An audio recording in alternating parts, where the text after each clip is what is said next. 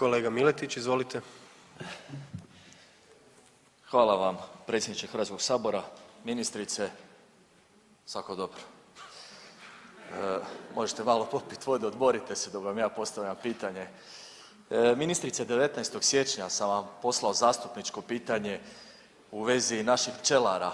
Vidio sam da potpore u 2022. godini za one osjetljive sektore u poljoprivredi, pa to me zbunilo, moram priznati, 42 milijuna kuna za duhan, duhanske proizvode.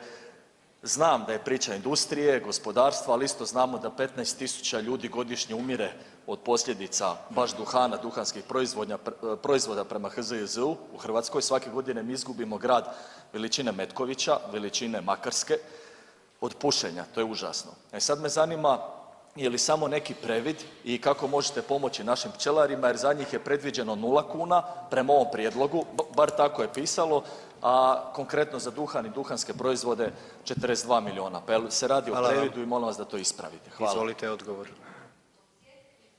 Ukupno iznose u alokaciji 121 milijun kuna. Duhan je jedan od njih i oni su ispregovarani prilikom ulaska Hrvatske u Europske unije. Svi su uvijek isti, krave u proizvodnji mlijeka, rasplodne krmače, duh i ukupni iznos je 121 milijun kuna. Dobro ste primijetili da se 42 milijuna kuna odnosi na duhan. Dakle, to će tako i ostati.